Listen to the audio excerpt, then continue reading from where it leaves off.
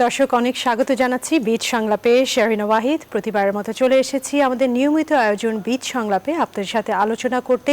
নিত্যপণ্যের দাম নিয়ে কথা বলবো, বাজারের কি পরিস্থিতি তা নিয়ে জানবো। শীত চলে এসেছে, এই সময়টাতে কিন্তু আসলে নিত্যপণ্যের দাম কমে আসা উচিত, চালের দাম কমে আসা উচিত, কিন্তু দেখা যাচ্ছে যে আমরা এখনও আসলে অনেক বাড়তি দামে সব কিছু কিনতে হচ্ছে আমাদেরকে, এবং তার সাথে বাজার দর কিন্তু নিয়ন্ত্রণে আসছে না। সামনে আবার আসবে রমজান, তখন দেখা যাবে আরেকবার ঊর্ধ্বমুখী থাকবে এই বাজারের দর। সব কিছু নিয়ে আমরা আজকে আলোচনা করব। আমাদের সাথে উপস্থিত আছেন আজকে তিনজন অতিথি। সাথে আছেন মোহাম্মদ হেলাল উদ্দিন, সভাপতি বাংলাদেশ দোকান মালিক সমিতি থেকে। সাথে আছেন AKM খোরশেদ আলম খান, সভাপতি Bangladesh auto rice mills owners association থেকে, এবং তার সাথে আছেন মাহবুব রানা, সবজি রপ্তানিকারক ও ব্যবসায়ী। আশা করি সবাই ভালো আছেন, সুস্থ আছেন। এই করোনাকালীন সময় বাজারের দর নিয়ে কথা বলবো। সবসময় কথা বলে আসছি, আমরা জানছি যে আসলে নিয়ন্ত্রণে আসছে না অনেক সবজির দাম, বাজারে নিত্যপণ্যের দাম, তার সাথে সাথে চালের দাম। শুরু করতে চাচ্ছি মোহাম্মদ হেলাল উদ্দিন, আপনার সাথে কেমন আছেন জানাবেন।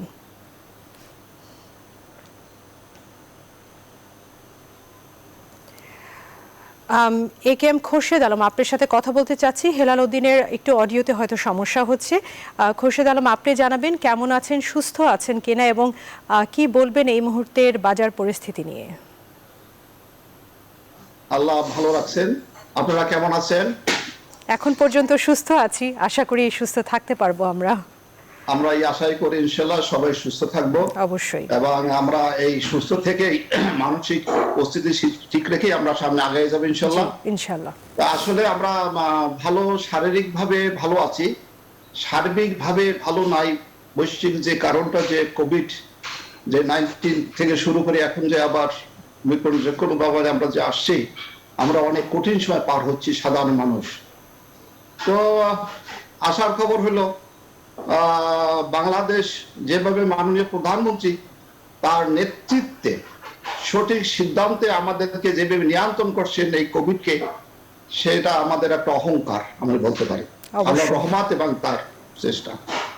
তবে আমাদের আরো সতর্ক হতে হবে, আমাদের মাস্ক পরতে হবে, আমাদের ওই যে মাননীয় প্রধানমন্ত্রী বলছেন হাত ধুইতে হবে, আমাদের বেশি যেখানে জনসংখ্যা সেখানে না যাওয়াই ভালো, আমাদের নিজেদের নিরাপত্তা নিজেরই নিয়ন্ত্রণ করতে হবে। তবে খারাপ খবর হলো এটা যে বাংলাদেশে সবজি আলহামদুলিল্লাহ অনেক সবজি উৎপাদন হয়, পাশাপাশি ধানও অনেক উৎপাদন হয়। যেখানে আমরা ছিলাম একসময় তলাবিহীন ঝুড়ি বলা হইতো, সেখান থেকে মাননীয় প্রধানমন্ত্রীর সঠিক নেতৃত্বে তার দিক নির্দেশনায় আমাদের দেশে এখন বাম্পার ফলন হচ্ছে সর্বক্ষেত্রে। সে আমাদেরকে আহ্বান করছিল, জনগণকে আহ্বান করছিল যে 1 ইঞ্চি জায়গা যেন কোথায় না থাকে, সেটা জাতির প্রতি এরকম কিন্তু বলছিলেন 1 ইঞ্চি জায়গা যেন কোথাও অনাবাদে না থাকে। সেইভাবে সবাই কিন্তু এখন আমাদের ছাদে বাগান হয়েছে, ছাদে চাষ হচ্ছে, আমরা ছাদের ফল খাচ্ছি, আমিও খাচ্ছি আলহামদুলিল্লাহ ছাদের বাগানের ফল, বিভিন্ন ধরনের সবজিও খাচ্ছি। এই যে আমাদের যে উৎসাহ উদ্দীপনা যে মাননীয় প্রধানমন্ত্রী ডাকে মানুষ সারা দিয়ে যে করতেছে, তারপরেও আমাদের দ্রব্যমূল্য কেন ঊর্ধ্বগতি, এটা কিন্তু আপনার মতো আমারও প্রশ্ন। তবে আমরা এই কথাগুলো বলতে চাই, আমাদের সে শব্দ ভালো করে বলবে আমার শ্রদ্ধেয় সাবেক আমার বস বলতে পারি, সে আমার এই যে Bangladesh auto rice mill association এই সংগঠনটা যখন আমি করি, তখন তার সহযোগিতা নিয়ে তার হাত ধরে কিন্তু এখানে আমি আসছি। তো সে সঠিক নির্দেশনা দিয়ে থাকেন সাধারণত, সে ব্যবসায়ীদের এবং সাধারণ মানুষকে সে আশ্বস্ত করে দেবে সবসময়। তা আমিও বলতে চাই সেই সূত্র ধরে আমাদের এখানে হতাশ হওয়ার কিছু নাই, ইনশাল্লাহ সবকিছু নিয়ন্ত্রণে চলে আসবে। একটা কথা আমি বলতে চাই যে দ্রব্যমূল্য সবসময় বাড়ে, যে বাংলাদেশে একমাত্র জায়গা যেখানে 1 টাকার জিনিস হঠাৎ করে 5 টাকা 7 টাকা 10 টাকা হয়ে যায়, কিন্তু এটা দেখভাল করার কেউ আছে কিনা, আমার কাছে এই প্রশ্ন আমার কাছে থাকলো। আমরা অনেক সময় জানি যে বলা হয় যে মনিটরিং বাড়াই দিতে হবে, মনিটরিং কে করে, কোথায় করে, কোন সংস্থা কিভাবে করে থাকে, এটা আমাদের কাছে এখনো সেরকম উল্লেখযোগ্য আমরা দেখতেছি না। তবে যেভাবে আমাদের খুব তাড়াতাড়ি মানে বড় হওয়ার স্বপ্ন, সেই স্বপ্নটাই আমাদেরকে সবচেয়ে ক্ষতিগ্রস্ত করতেছে। আপনি দেখেন নকল চাল, সেদিন আমাকে একজন বললো যে প্লাস্টিকের চাল বের হয়েছে। আবার দেখেন যে ঔষধ খাই আমরা সুস্থ হব, আমার মা অসুস্থ, বাবা অসুস্থ, আমার সন্তান অসুস্থ, তাকে আমরা ডাক্তারের কাছে নেওয়ার পরে ওষুধ নিয়ে এনে দেবো, সেই ওষুধ খেয়ে সে সুস্থ হবে আশা করি আমরা নিয়ে আসি, কিন্তু দেখা যায় সে সবচেয়ে ওষুধের ভিতরে নকল ওষুধ বানানো হচ্ছে। একটা ক্যাপসুলের দাম এখন 80 টাকা 90 টাকা 100 টাকার উপরে, সেটা যদি নকল হয় সে যেখানে সুস্থ হবে সেখানে সে মৃত্যুর দিকে ধীরে ধীরে ধাপাইয়ে যাচ্ছে। এগুলো আমরা নিয়ন্ত্রণ করতে পারতেছি না। এখানে আমাকে মানসিকতার পরিবর্তন আনতে হবে। আমাদের তাড়াতাড়ি বড়লোক হওয়া যাবে না, তাড়াতাড়ি আমাদের গাড়ি বাড়ি মালিক হওয়া যাবে না, এই চিন্তা থেকে দূরে সরিয়ে আসতে হবে। এরপরে আপনি দেখেন প্রত্যেকটা, আমি সেদিনকে একটা রিপোর্টে দেখলাম বাংলাদেশের সবচেয়ে নাকি এশিয়ার ভিতরে বাংলাদেশের সবচেয়ে রোগীর সংখ্যা বেশি। রোগীর সংখ্যা বেশির কারণটা আমার মনে হইতেছে আমরা ভেজাল খাচ্ছি, আমরা নকল জিনিসপত্র খাচ্ছি। এই ভেজাল নিয়ে তো বহুত কথা হচ্ছে, কিন্তু ভেজালকে আমরা নিয়ন্ত্রণ করতে পারতেছি না। যারাই ভেজাল করে তাদেরকে নিয়ন্ত্রণ করে এত কি কঠিন হয়ে গেছে। আমাদের যে সমস্ত গোয়েন্দা সংস্থা বা পৃথিবীর ভিতরে আমি মনে করি বাংলাদেশের গোয়েন্দা সংস্থা সবচেয়ে স্ট্রং গোয়েন্দা সংস্থা। তারা যে কোনো সময় ইচ্ছা করলে যে কোনো সময় 24 ঘন্টা বের করে ফেলতে পারে। আমার মনে হয় এখানে গোয়েন্দা নজরদারি খুব বেশি করে বাড়ানো দরকার বলে আমি মনে করি, তাহলে আমরা নকল থেকে বেতাল থেকে মুক্ত পাবো। আর বাজারের যে অবস্থা, আমরা সবজি বাজার সবসময় আপনি দেখেন সবজি যখন ক্ষেত থেকে নিয়ে আসা হয় যেখানে 5 টাকা থাকে সেখান থেকে এখানে আসলে 20 টাকা 20 টাকা 40 টাকা হয়ে যায়। এর কারণ হইল আমরা ক্ষেত থেকে যখন নিয়ে আসার পরে প্রায় 1/3 এখানে আনতে আনতে নষ্ট হয়ে যায়। আবার যেটা আসে আসার পরে এখান থেকে আবার শর্টিং করা হয়, যেগুলো নষ্ট ফেলে দেওয়া হয়, ভালো পণ্যগুলো এখানে আবার বাজারজাত করা হয়, সেখানে দাম একটু বেড়েই যাবে। তারপরে আমাদের তো কারণ বাজার থেকে নাকি কোটি কোটি টাকা চাঁদাবাজি হচ্ছে। আমি কারণ বাজার দিয়ে বলো যেহেতু আমি কারণ বাজারের পাশেই আছি। এই যে চাঁদাবাজি কথাটা যা আমাদের লজ্জাস্কর কথা, যেটা আমরা বারবার বলে আসছি, কিন্তু সেটার উপরে কেউ কেয়ার করতেছে না। মাননীয় স্বরাষ্ট্রমন্ত্রী কিন্তু ওই কারণ বাজারের এলাকার সে এমপি। এখন যদি উনি এই কথাটা শোনার পর যদি একটু ব্যবস্থা নেন যে কারণ বাজার কিসের চাঁদাবাজি কারা, এই লোকগুলো কারা, তাদেরকে যদি ফাইন্ড আউট করে যদি বলা হয় যে বাবারে আমাদের দেশের ভাবমূর্তি নষ্ট হয়ে যাচ্ছে, জনগণ কষ্ট পাচ্ছে, দ্রব্যমূল্য বেড়ে গেলে তাহলে চাঁদাবাজিটা বন্ধ করো, তোমাদের কর্মসংস্থান ব্যবস্থা অনেক কোথাও করছে। এখন আমরা দেখেন বেসরকারি প্রতিষ্ঠান বাংলাদেশে আলহামদুলিল্লাহ অনেক গড়ে উঠছে, সেখানে চাকরি মানুষ করতেছে। আবার দেখেন ব্যবসা বাণিজ্য কোন জায়গাটায় মাননীয় প্রধানমন্ত্রী হাত দেয় না। এখন আপনি ব্যাংকে গেলে মর্গেজ লাগে না টাকা আনতে, যারা 10 থেকে 20 লাখ টাকার মধ্যে গেলে মর্গেজ ছাড়াই টাকা আনতে পারে। মহিলা উদ্যোক্তা সৃষ্টি করছে, কোনো আপনি ব্যাংকের টাকা 25 লাখ টাকা পর্যন্ত টাকা নেবে, তার কোনো মর্গেজ লাগে না। এইভাবে মাননীয় প্রধান বিভিন্ন ভাবে কিন্তু ব্যবসা বাণিজ্যের সুযোগ সৃষ্টি করে দিচ্ছে। তারপর আমাদের কেন চাঁদাবাজি করতে হবে, এটা আমার বন্ধু মনে হয়। কাজেই আমি মনে করি আমাদের চাঁদাবাজি থেকে, আমাদের পুলিশের হর্নিক থেকে যদি আমরা বাঁচতে পারি, তার দ্রব্যমূল্য অনেকটা মনে হয় কমে আসবে বলে আমি আশা করি। জি, হেলালুদ্দিন আপনার সাথে কথা বলতে চাচ্ছি, আশা করি সুস্থ আছেন। শুনলাম আমরা খোরশেদ আলম খান থেকে যে আসলে ওনার কি মনোভাব এবং উনি কি চিন্তা করছেন এই বাজার দর নিয়ে। আমি আপনার কাছ থেকে জানতে চাবো, প্রতিবার যদিও একই প্রশ্ন করে আসি যে কেন বাজার দর আসলে নিয়ন্ত্রণে আসছে না, কিন্তু আজকে আমি জানতে চাবো উনি যেই বিষয়গুলো বলল এই ব্যাপারগুলো আসলে আমাদের আরো কতটা সচেতন হওয়া দরকার। না, ধন্যবাদ আপনাকে। প্রথমত পুষ্পের বলেছেন অনেক কথা, আপনি যদি এভাবে খেয়াল করেন সারা পৃথিবীতে কিন্তু ভোগ্যপণ্যের দাম বেড়েছে, এবং শুধু ভোগ্যপণ্যের দাম বাড়ে নাই। আপনার এখানে মাহবুব ভাই আছেন, মাহবুব রানা সাহেব, উনি হয়তো বলবেন একটু পরে যে আসলে বাস্তবতা হচ্ছে আমাদের ডলারের দাম বেড়েছে, আমাদের মূল্যস্ফীতি বেড়েছে, আমাদের ফ্রেটের ভাড়া বেড়েছে, আন্তর্জাতিক বাজারে পণ্যের দাম বেড়েছে। সব মিলে কিন্তু আমরা বারবার বলছি ব্যবসায়ীদের পক্ষ থেকে 2022 সালটা আমাদের জন্য খুব সুখনীয় হবে বলে আমাদের কাছে মনে হয় না। তারপরেও বিভিন্ন ভাবে চেষ্টা হচ্ছে যাতে দ্রব্যমূল্যের দামটা নিয়ন্ত্রণের মধ্যে রাখা যায়। আপনি একটা জিনিস খেয়াল করবেন, মানে নিম্ন আয়ের মানুষের জন্য কিন্তু আসলে সরকার সবসময় দায়িত্ব পালন করে, এবং এবার আপনি দেখবেন যে যারা নিম্ন আয়ের মানুষ, যেহেতু দ্রব্যমূল্যের দাম অত্যাধিক বেড়ে গেছে, মানুষের কষ্ট হচ্ছে, যারা নিম্ন আয়ের মানুষ তাদের জন্য কিন্তু সরকার সেই ব্যবস্থা গ্রহণ করে এবং করে আসছে। বিজিডিএফ থেকে শুরু করে অনেকগুলো সেফটি নেট কিন্তু সরকার করেছেন। সর্বশেষ যেটা আমরা দেখলাম পিসিবির মাধ্যমে মানে খাদ্য বিক্রি করা, এবং এটা ভর্তুকির মাধ্যমে সরকার বিক্রি করে, এটাই নিয়ম। আপনি দেখেন আমি যেখানে বসে কথা বলছি ঠিক তার নিচে একটা ট্রাক থাকে, এখানে এখনো ট্রাক এসে পৌঁছায় নাই, এখানে প্রায় 200 মানুষ বসে আছে ফুটপাতের মধ্যে, কখন ট্রাক আসবে। এখন আমি কথাগুলো বারবার বলছি আপনাদের মাধ্যমে, শুধু বিষয়টা হচ্ছে কি যে আমরা কথা বলছি আপনাদের মাধ্যমে, এটা একটা বড় ইয়ের দিক, সংশোধন করার দিক, কিন্তু তারপরে বলছি আমরা, কিন্তু সমস্যাটা কেন জানি সমাধান হচ্ছে না। এই যে 200 লোক এনে সকাল থেকে এখানে বসে থাকলো, কখন ট্রাক আসবে, ট্রাক আদৌ আসবে কিনা তার কোনো নিশ্চয়তা নেই। এবং দেখা গেল যখন ট্রাকটা আসবে এই সমস্ত লোকগুলো হুমড়ি খেয়ে গিয়ে লাইনে দাঁড়াবে। এখানে তো সামাজিক দূরত্ব তো বাদই দিলাম, হ্যাঁ, অন্য কোনো কিছু এখানে মানে মান্য করা হয় না। ইভেন দেন ট্রাকের উপরে যিনি বসে থাকে, আমি একটু শেষ করি, এইটি হচ্ছে বড় সমস্যা আমার কাছে মনে হচ্ছে। ট্রাকের উপরে যারা বসে মাল বিক্রি করেন তারাও মানুষের সঙ্গে যে আচরণ করে, এটা খুব আপত্তিজনক আচরণ তারা করে ওখানে বসে বসে। আমরা বারবার বলেছি, একটা লোকের কি সারাদিন কাজ নেই? সে এই 2 কেজি তেল, 1 কেজি চিনি, 5 কেজি চাল আর 1 কেজি ডাল নেওয়ার জন্য সারাদিন বসে থাকবে? আমরা বারবার বলেছি যে টিসিবি কে এই মুহূর্তে যে কাজটি করা দরকার সেটা হচ্ছে টিসিবির মাধ্যমে কার্ড দিয়ে দেন আপনি। সপ্তাহে সে একদিন আসবে এবং টিসিবি ট্রাকে বিক্রি করবেন। টিসিবি নির্দিষ্ট দোকানে বসে ওই কার্ড দিয়ে তারা সপ্তাহে একবার সে মাল নিয়ে যাবে, তার অন্য কাজের সমস্যা হবে না। কিন্তু এগুলো হচ্ছে, আমরা বারবার বলছি, হচ্ছে না তফা কিছু। একটা সময় ছিল না যে হুকুম নড়তো না, হাকিম নড়ে যেত, আর এখন হচ্ছে হাকিম নড়ে না, হুকুম নড়ে যায়। এরকম একটা অবস্থার মধ্যে কিন্তু আমরা অবস্থান করছি। আমরা বলছি কিন্তু কাজগুলো তো হচ্ছে না।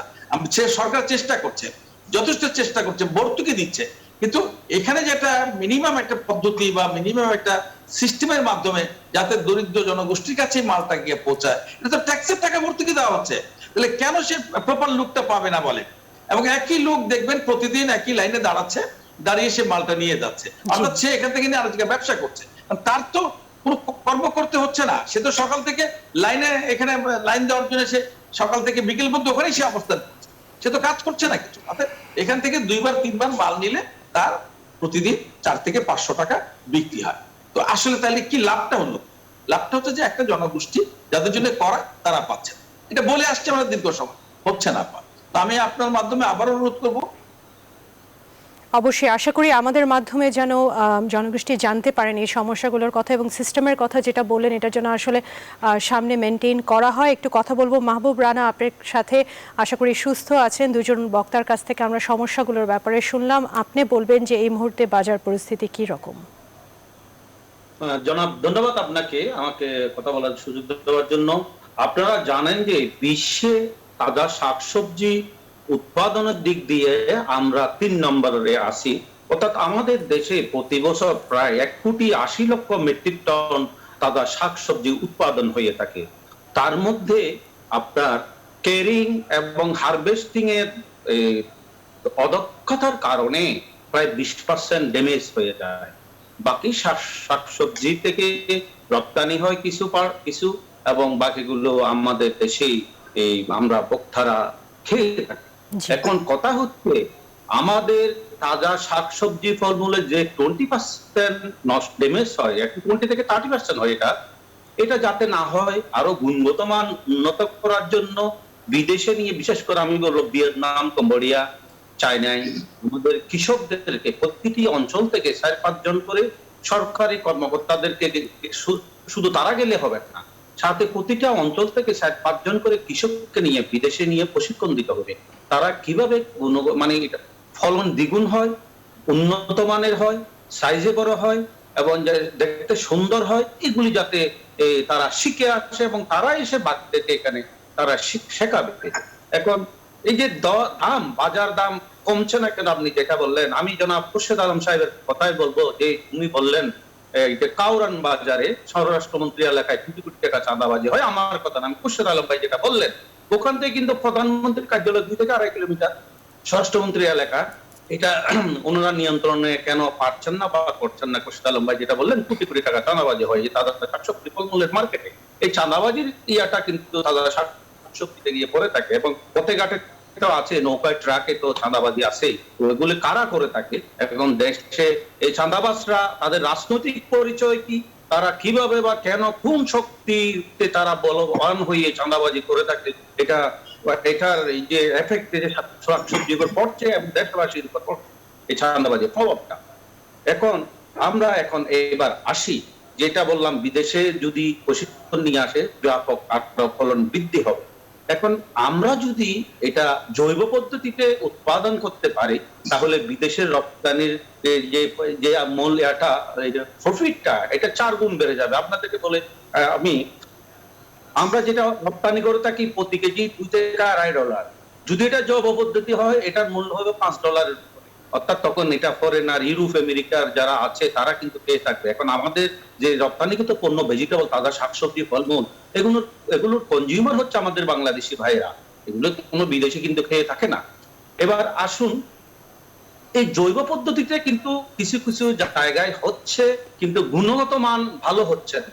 এটা আমাদের ওয়েদারের কারণে বলুন, যেভাবে বলুন, পোকামাকড় আমরা নিয়ন্ত্রণ এই যে কিভাবে করবে এরা, এগুলি তারা কৃষকরা এখনো ভালো করে বুঝে করতে না পারার কারণে এই যে সাইজ বলেন, শেপ বলেন, এটা ভালো হচ্ছে না। এটার জন্য ব্যাপক প্রশিক্ষণের দরকার।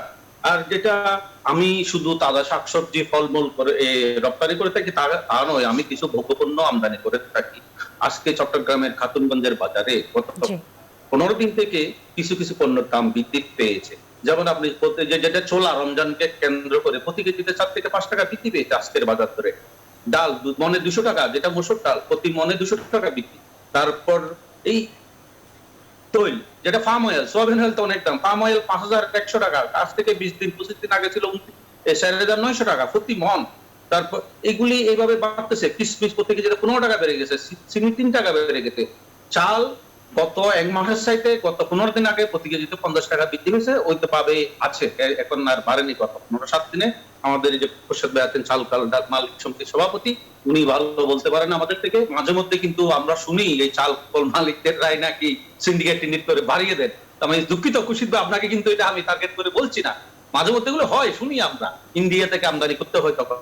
তার যাক, এখন কথা হচ্ছে আমাদের প্রতি ইঞ্চি জায়গা জমিকে কাজে লাগানো।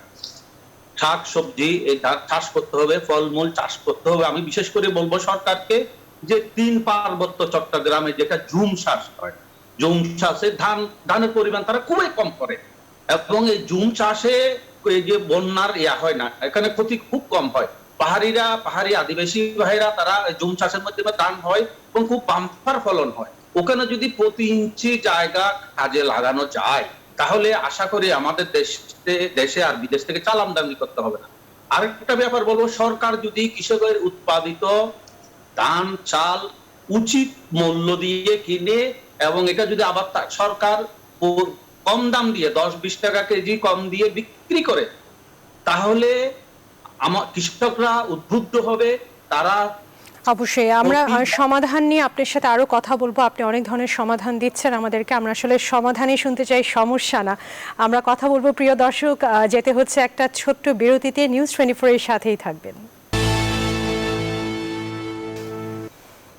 দর্শক, আবারও স্বাগত জানাচ্ছি বীজ সংলাপে। মাহবুব রানা, আপনার সাথে কথা বলছিলাম, জানলাম যে আপনি কিছু পদ্ধতি আমাদেরকে বললেন যেভাবে আসলে হয়তো আমরা উৎপাদন বাড়াতে পারি।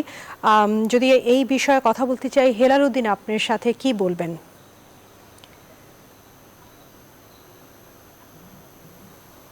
হেলাল উদ্দিন, আপনি শুনতে পাচ্ছেন? সাউন্ডটা খুব কম, সাউন্ডটা বাড়াই দেন, স্টুডিওতে সাউন্ড কম। জি হেলাল উদ্দিন, আপনি শুনতে পাচ্ছেন?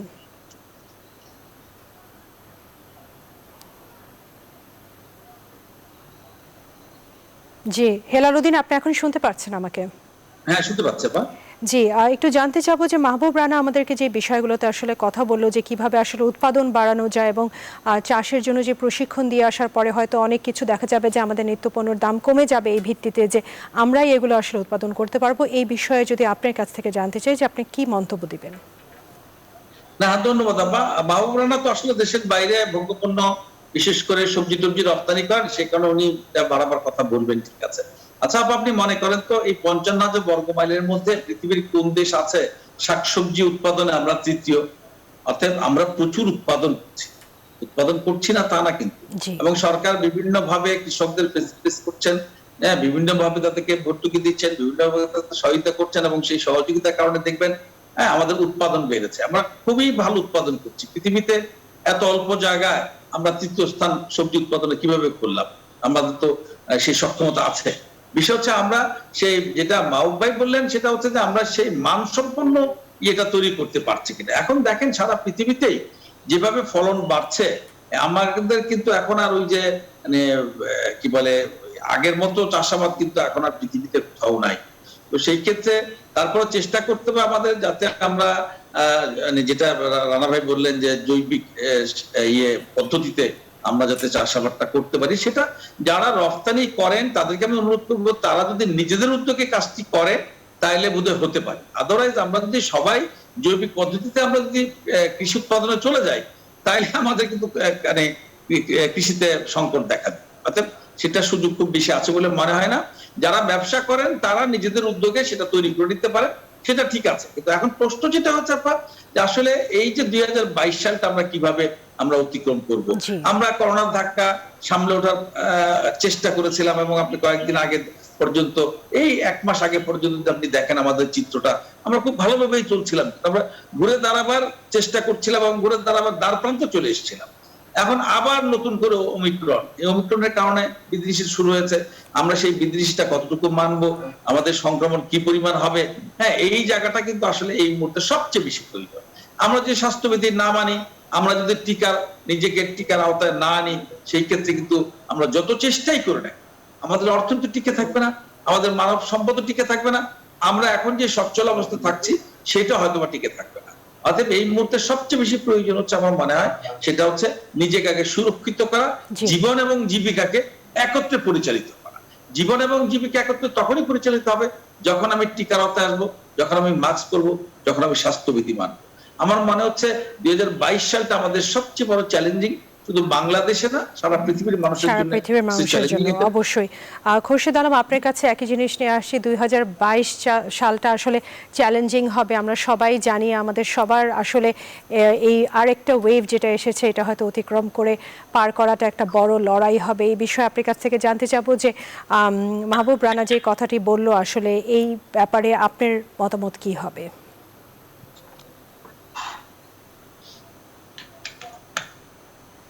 খোরশেদ আলম, আপনি শুনতে পাচ্ছেন আমাকে?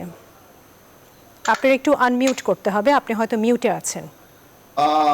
ধন্যবাদ। জি, মাহবুব ভাই খুব সুন্দর প্রস্তাব দিয়েছেন, তবে সেই জিনিসটা প্রশিক্ষণ আমার বিদেশে নিয়ে দেওয়ার কোনো প্রয়োজন আছে বলে মনে করি না।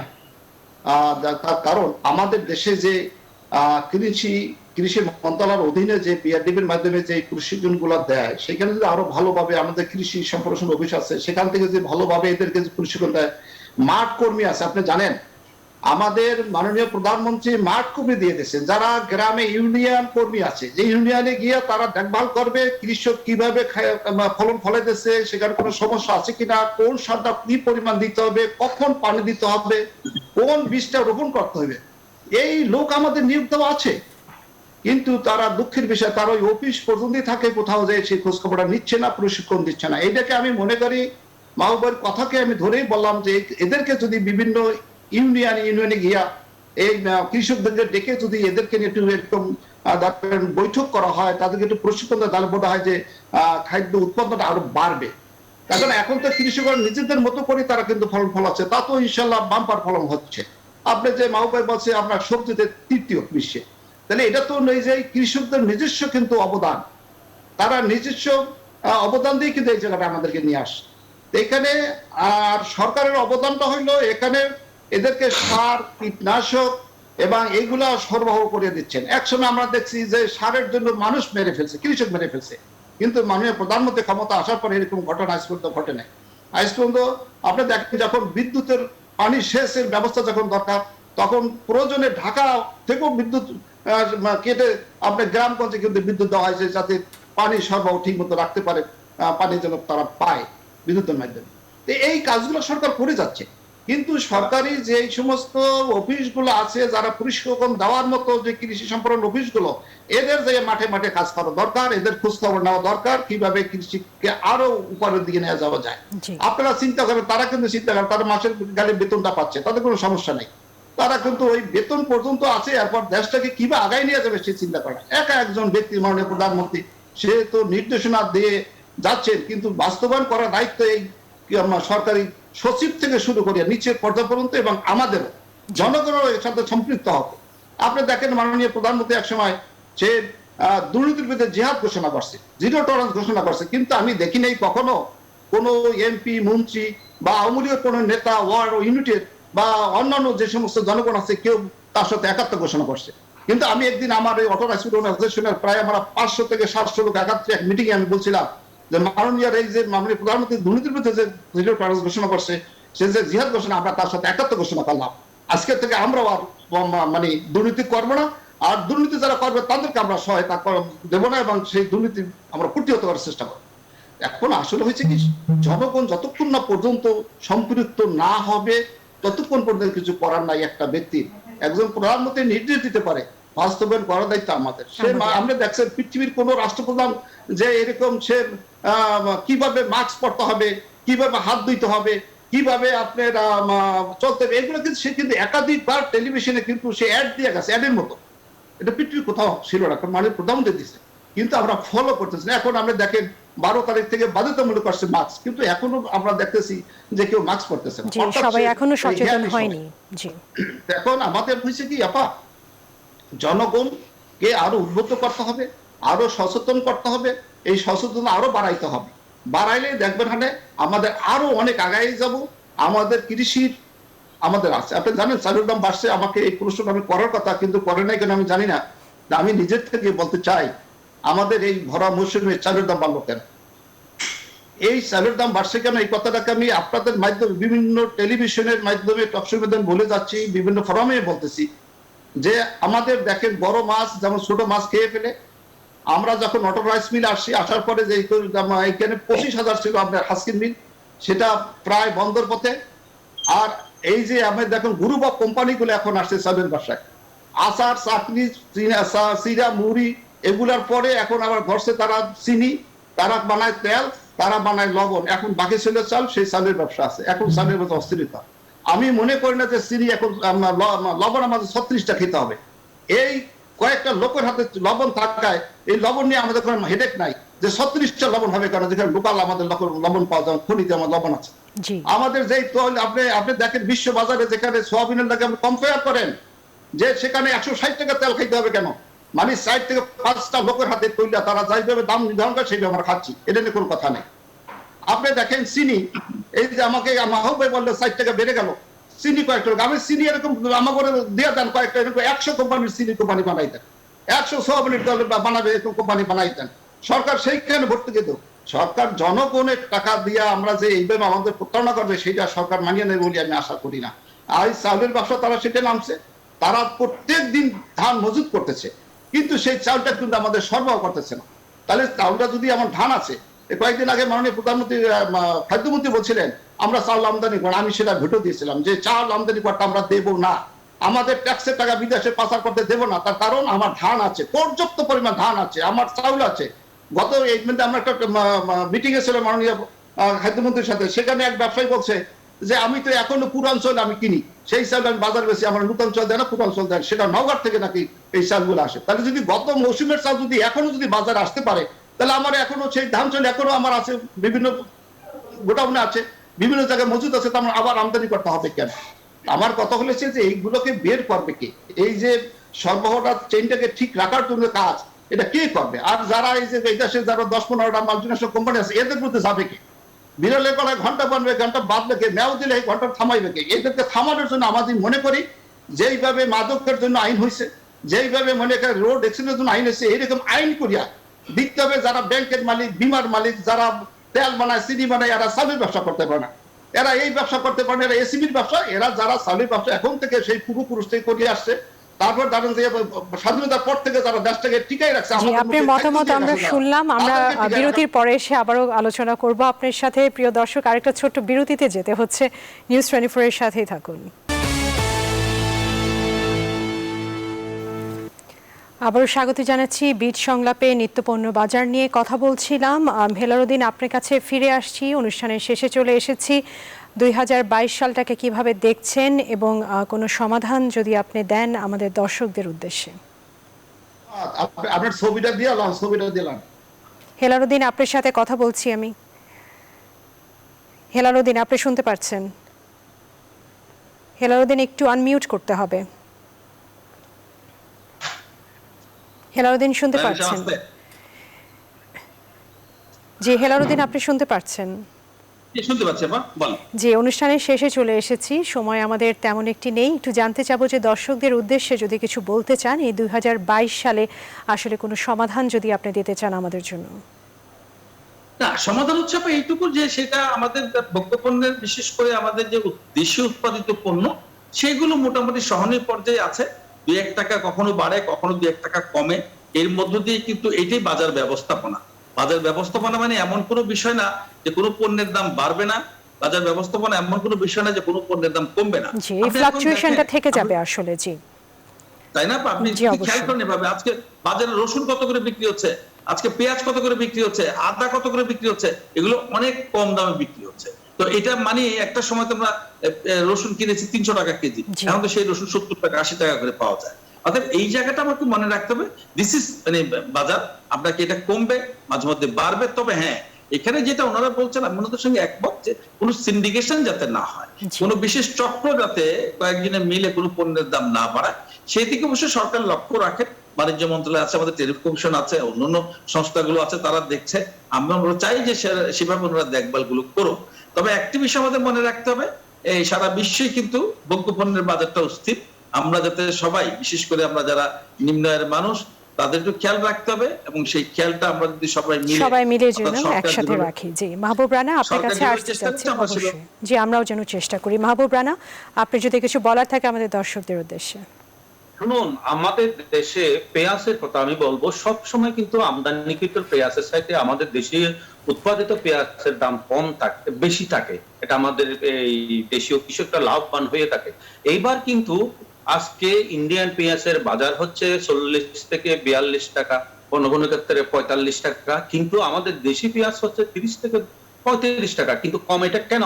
আমাদের কৃষকরা গতবার কিছুটা দাম বেশি পেয়ে এবার বেশি চাষ করেছে, বেশি ফলন হয়েছে, কিন্তু দামটা আজকে তারা কম পাচ্ছে। তো এই মুহূর্তে দরকার ছিল ইন্ডিয়ান পেঁয়াজ কিছুদিন বন্ধ রাখা, আমদানি বন্ধ রাখা, তাহলে আমাদের কৃষকরা একটু বেশি টাকা পেত, এবং এটা তারা আবার আরো বেশি করে চাষ করতো এবং আমদানি কম করতে হতো।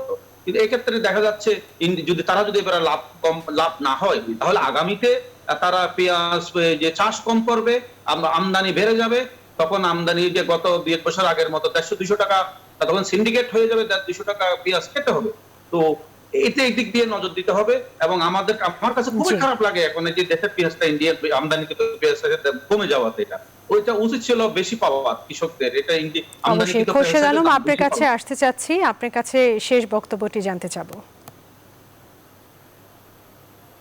খোরশেদ আলম, আপনার সাথে কথা বলছি। ধন্যবাদ। আমি শুধু এটুকুই বলবো, আমাদের ভয় পাওয়ার কিছু নাই। আলহামদুলিল্লাহ আমাদের প্রচুর খাদ্য আছে, সবজি প্রচুর আছে। আমাদের যে কথাটা আমাদের সৈয়দ হেলাল ভাই বলছেন, বাজার ব্যবস্থাপনা বলতে এটাই বোঝায়, বাজার মূল্য বাড়বে কমবে, এটাই বাস্তবতা। আমরা যখন বেড়ে যাবে তখন হতাশ হব না, কমে গেলে তখন আমরা আনন্দ বলে নেই, তখন কিন্তু আমরা বলে না এই জিনিসটা কমে গেছে। আর একটা জিনিস আমি সবাইকে বলতে চাই যে আমি অনুরোধ করবো, যারা ব্যবসায়ী সম্প্রদায় আমরা যেন কখনো মানুষকে নিয়ে যেন আমরা ব্যবসা না করি, মানুষকে কষ্ট দিয়ে যেন ব্যবসা না করি, আমরা যেন তাড়াতাড়ি যে অনেক টাকার মালিক হয়ে না যাই, এই চিন্তা যেন না করি, আমরা সিন্ডিকেশন করে যেন জিনিসপত্রের দাম না পারে, এই করবো। আর একটা বলবো যে আমি সরকার বাহাদুরের কাছে, মাননীয় স্বরাষ্ট্রমন্ত্রী মহোদয় এবং অন্যান্য সংস্থাদেরকে বলবো, যাতে চাঁদাবাজিটা কমাই নিয়ে আসা যায়, পণ্যের মূল্য যাতে চাঁদাবাজির জন্য বেড়ে যাচ্ছে বলে অনেকেরই এরকম অভিযোগ, আমরা চাঁদাগুলো কমাইতে পারি। আর আরেকটা আহ্বান করবো যেন আমরা সবাই যেন মাস্ক পরিধান করি।